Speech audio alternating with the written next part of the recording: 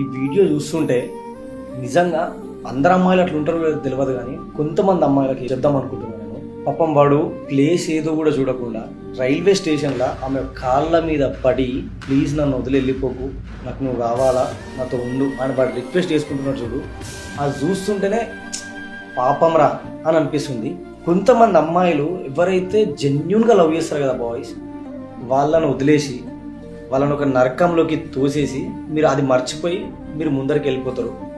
ఇంకొకరితో మీ relation start చేస్తారు. Time pass చేసేటోడు మీ లైఫ్లోకి వచ్చి ఒక కొన్ని డేస్కి హ్యాపీనెస్ కోసం మీరు చూసుకుంటే, వెనకాల తిరిగి చూస్తే వీడు ఉండడు, వాడు ఉండడు, అసలు వీడు ఉన్నాడో పోయినో అన్న సంగతి కూడా మీకు గుర్తుండదు. ఇంకా రిక్వెస్ట్ ఏంటంటే, జెన్యూన్గా లవ్ చేసే అబ్బాయిలకు మాత్రం ఇట్లాంటి టార్చర్ని మాత్రం పెట్టకండి.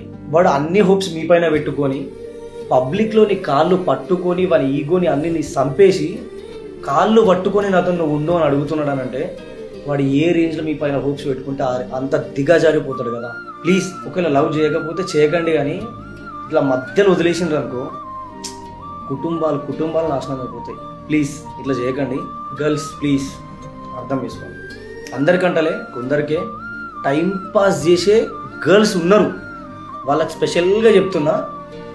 కొంత అయిపోయింది, వదిలేసిండ్రు కదా, నెక్స్ట్ ఓడుతున్నా కానీ కొంచెం హ్యాపీగా ఉండు, జాగ్రత్త ఉండు, మంచిగా ఉండు, బట్ జెన్యున్గా కొన్ని చేసి లైఫ్ సెట్ చేసుకోండి. అంతేగాని ఇట్లా వద్దు, బాగోదుగా. ఫ్యామిలీస్, లైఫ్, కెరియర్ అన్నీ ఊడ్చిపోతాయి.